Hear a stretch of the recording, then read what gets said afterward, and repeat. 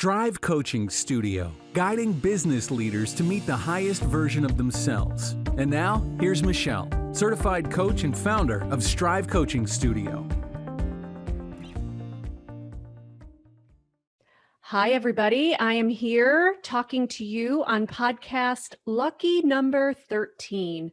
Really happy to be talking to you today because this particular topic is one of my favorites. And the reason is because it's entirely related to goal setting.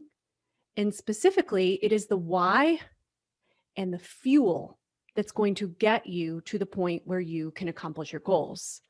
So this can sound so trite and so simple, and yet there's so many of us who set goals consistently over and over again that we don't achieve, when we don't meet.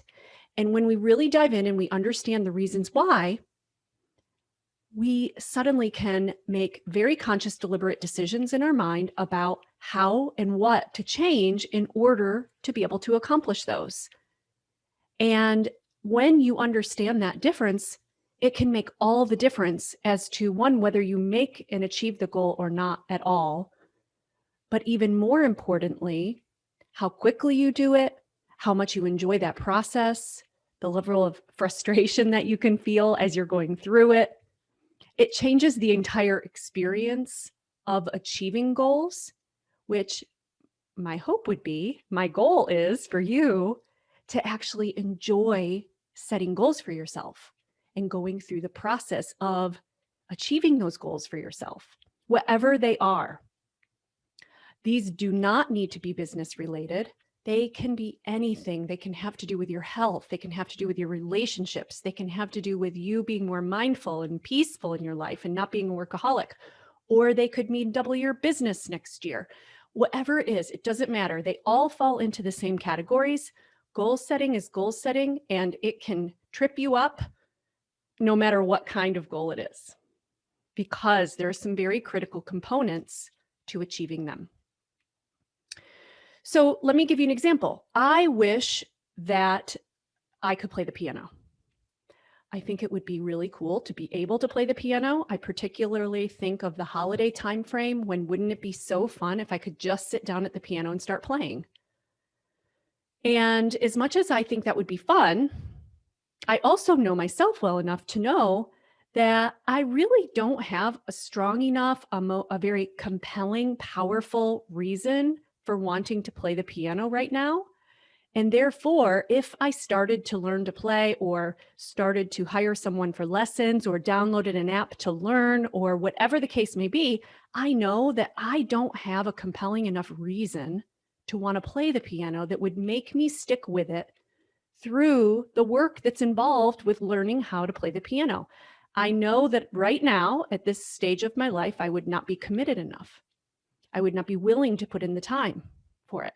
Now, someday I might be. In fact, I'm fairly certain that someday I will be, that it will be that exciting to me and important to me, and I'll enjoy it enough that I will be willing to. But if I do it half-baked and I don't have a strong enough compelling reason for why I want to, I know I won't get there. Right now, I'm very happy, very motivated, spending my time researching topics, helping other people, learning, recording podcasts, building this business, because I want to create an impactful leadership example and an opportunity for others who want to create great workplaces while still having peace and balance in their lives. That's my why. That's what gets me going every day. I'm excited about that. I want to spend all my time doing that when I'm not taking care of myself and my family, when I'm not doing the other things that I enjoy in my life. So playing the piano isn't on the top of the list right now, but it will be one day. But you get my point. And the example and the point is that you need to have a compelling enough reason for why you want to do it. And if it's because I'm just going to beat myself up because I've been meaning to for so many years, and I've made it a goal before and I never did it, or I tried it and it didn't work out, and I paid for these lessons and I lost money because I didn't stick with it. If I come to it from that place of shaming myself and being mad at myself and beating myself up for the fact that I made a commitment that I didn't live up to, then I'm definitely not setting myself up for success to learn the piano now. What I learned from that process is wait and do it when you're really ready. So when we can look at all of our goals as to what our real compelling reasons are as to why we want them, it changes everything. And when I tell you it changes everything, what I mean by that is you fuel yourself and motivate yourself toward getting to that goal and achieving that goal, overcoming all of the things as you climb and work through it to getting there. Now, in my last podcast, I just reviewed with you the 4 levels of learning for adults and the willingness that it requires of us to take ourselves out of our habits, out of our evolved patterns, out of what has become second nature for us, and relearn things and take ourselves out of that and be willing to throw that out and try something new and create new pathways and create new habits. And that is really challenging for us as adults. We're very stuck in our minds. We're very, we call it stubborn, but it's really because we've just created such strong neural pathways in our brains, and our brains just want to be so efficient that it's so much easier to keep running the same way we've always been running. So we have to work pretty hard to take out those old habits and recreate something new, to recreate new pathways. If we're going to do that, we have to be really willing. We have to have a compelling why. So the 4 levels of learning, as a quick recap, are number 1, unconscious incompetent, when you just don't even know what you don't know.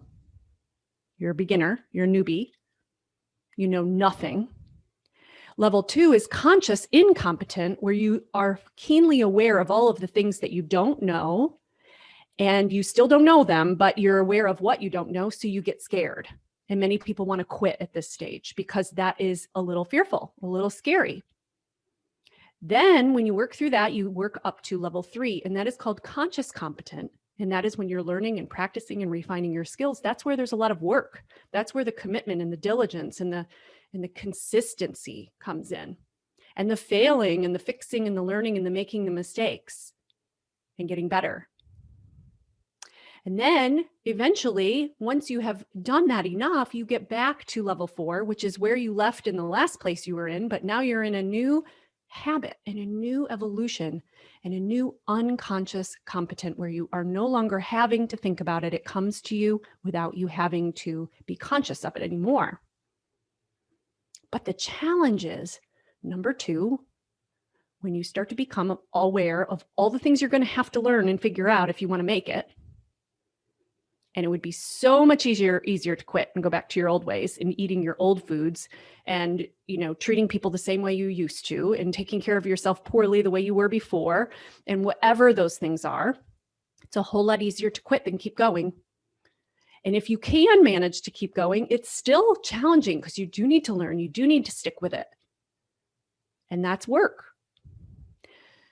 If you want to get to number 4, though, and you will, and that's the piece that is so important to remember, you're going to need that really powerful, compelling reason as to why you want to go there, because that is what's going to fuel you. When you know why you want something, that generates feelings in you that motivate you toward that goal.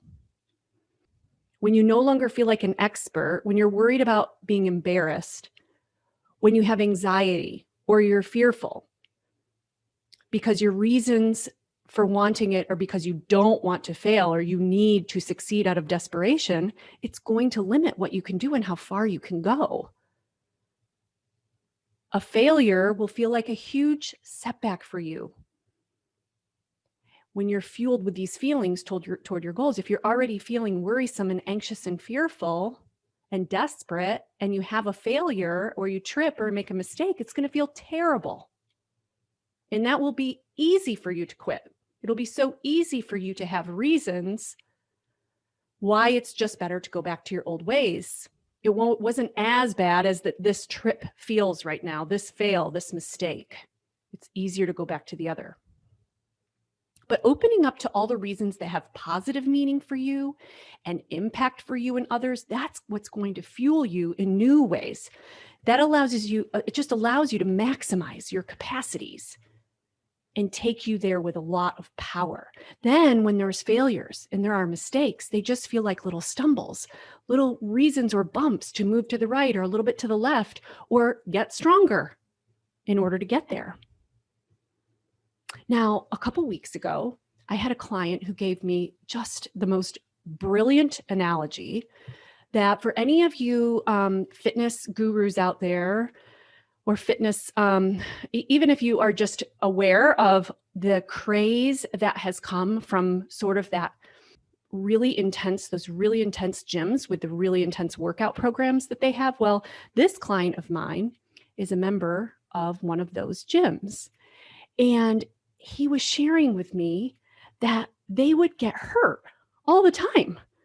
And they would have injuries and they'd end up at the doctor getting this fixed and that fixed, and they got to lay off of this for a little while because they hurt it, whatever the case may be.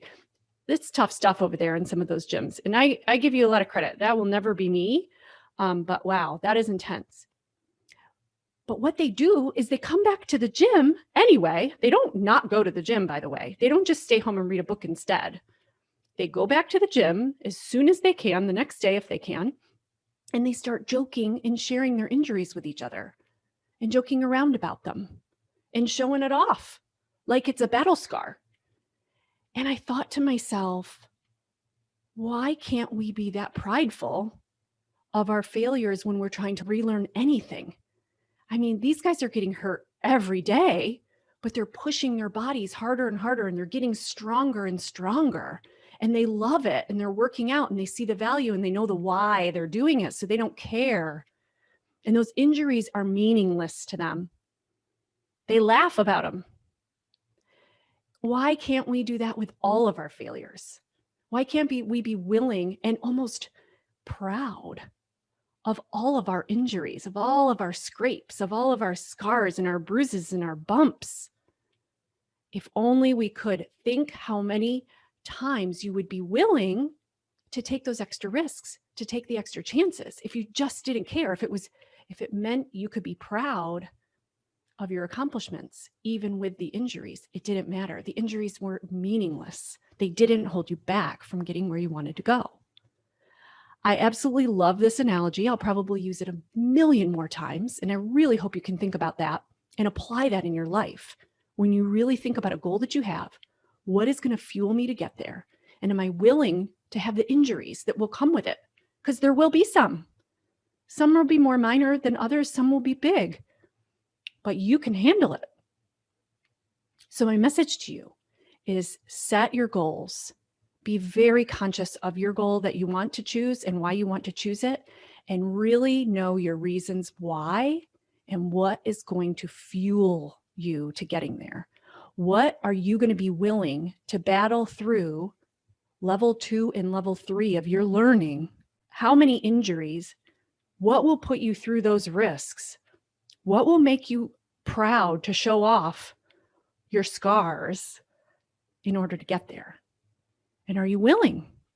And if you're not, that's okay, but be willing. Understand the process and fuel yourself with the right fuel to get there. That is my message to you today. I am excited about it. I hope that it excites you and motivates you and helps you to go find some of that really good fuel that's going to take you through all 4 levels so that you'd achieve your goals you want to achieve in life. Good luck to you. I will see you next time. Thanks for listening. For more great tips, visit us on strivecoachingstudio.com.